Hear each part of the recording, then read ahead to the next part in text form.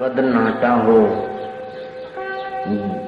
देह कुरूप हो, फिर भी ब्रह्म विद्या इस काले कलुष देह शरीर में, नाटे कद में, टेढ़ी टांगों में, विचित्र वक्षस्थल में ऐसा ब्रह्म विद्या तेज भर देती है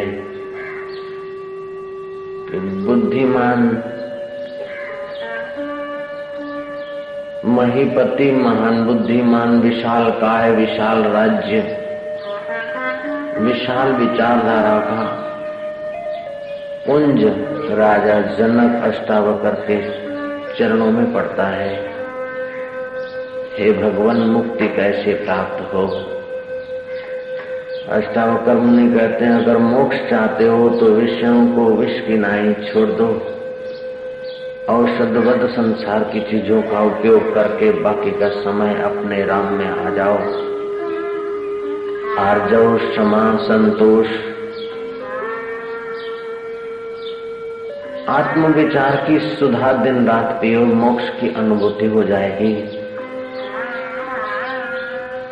बाहर के विचारों में सतबुद्धि करना अपने को आग में होमने जैसा है। अपने सत्य स्वरूप परमात्मा में ही सत्य बुद्धि करके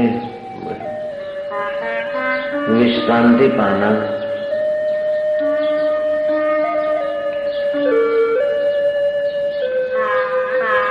यही जीवन का सार है। हे जनक, तो आप सुख रूप है, तो आप अमर है, तो चैतन्य है, शांतात्मा है वत्स, अपनी महिमा को जान। हे जनक,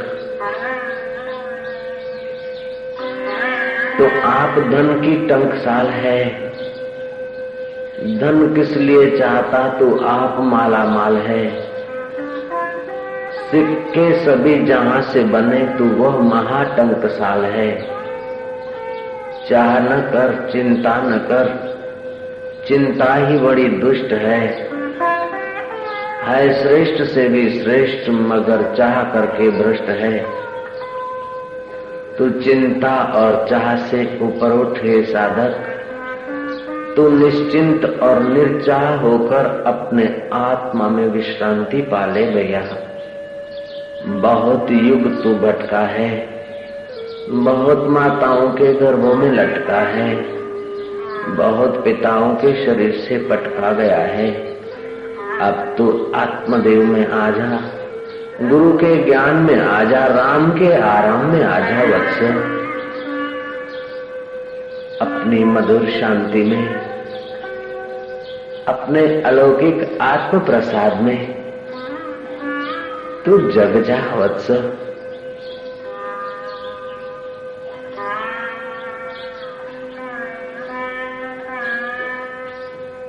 तेरी देह काया चाहे छोटी हो चाहे विशाल हो, लेकिन ये दोनों क्षणभंगुर है। तेरा लोगों के साथ लंबा चौड़ा परिचय हो, अथवा तुझे कोई न जानता हो, आखिर सब क्षणभंगुर है। तुझे संसारी सुविधाएं खूब हो, चाहे असुविधाओं से जीता हो, आखिर देह क्षणभंगुर है। सुविधाएं असुविधाएं स्वप्न है, आत्मदेव अपना है। तू अपने आत्मा में जाग जा। मैं आत्मा हूं, सुविधाओं और असुविधाओं को मैं सत्य नहीं समझूंगा।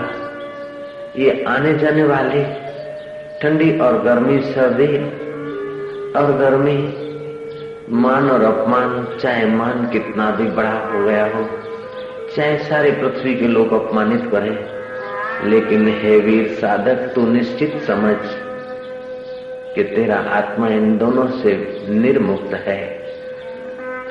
मान अपमान इस देह का, सर्दी गर्मी इस देह की, सुख दुख मनोवृत्तियों का, राग द्वेष बुद्धि का है, लेकिन तू इन सब का प्रकाशक सबका दृष्टा, सबका साक्षी, सबका आधारभूत चैतन्य घन है। हे मित्र, हे वत्स, तू जाग जा अपने प्रभाव में, तू जाग जा अपने शांति में, तू जाग जा अपने सौंदर्य में। बाहर का सौंदर्य कब तक आंखों को दिखाएगा? इन आंखों को जो चेतना देता है उस परम सौंदर्य दाता को तू प्यार करता हुआ उसमें विश्रांति पाता जाओ। कान को कब तक सुनाते रहोगे बाहर के गीत, जिससे गीत सुने जाते हैं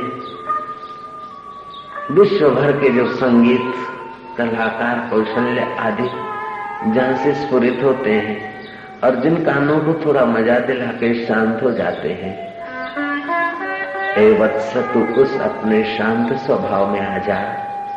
देर न कर, समय बीता जा रहा है।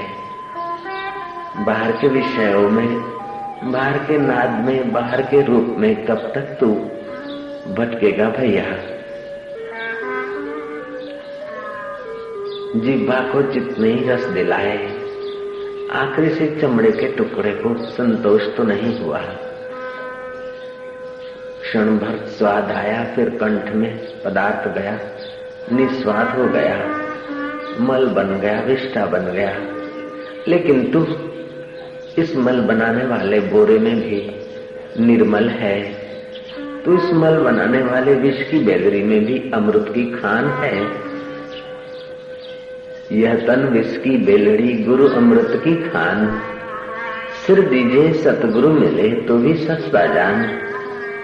सतगुरु मेरा सूरमा करे शब्द की चोट। मारे गोला प्रेम का हरे भरम की कोट। तू भरम की कोट को उतार कर फेंक दे। ये मिल जाए तो मैं सुखी हो जाऊं, ये खा लूं तो सुखी हो जाऊं, ये पालूं तो सुखी हो जाऊं, यहां जाऊं तो सुखी हो जाऊं। हे साधक, आज तक तुझे मन धोखा देता आया। सुख का भास था, सुख नहीं था। सुख की थोड़ी सी भ्रांति थी, सुख नहीं था। सुख तो तेरे आत्मा में है।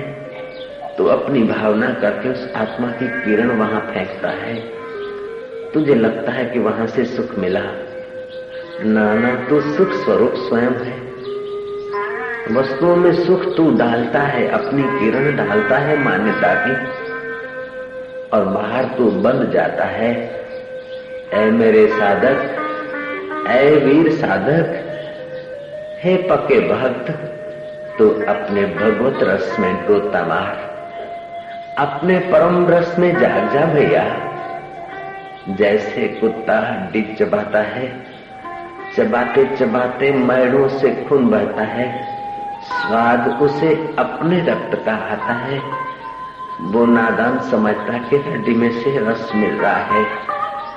ठीक ऐसे ही ऐ साधक, रस तेरा उड़ेला हुआ है संसार में।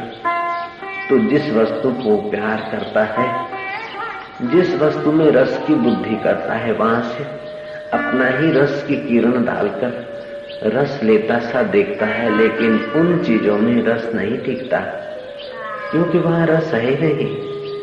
तू स्वयं रस स्वरूप है, तू स्वयं प्रेम स्वरूप है, तू स्वयं आनंद स्वरूप है, तू स्वयं सुख स्वरूप है।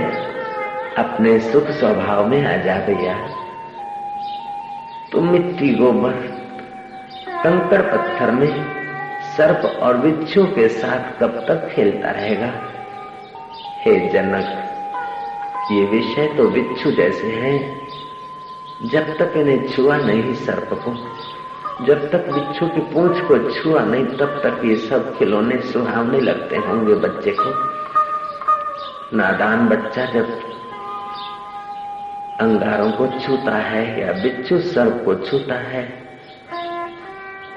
फिर चिल्लाता है, त्राहिमाम पुकारता है।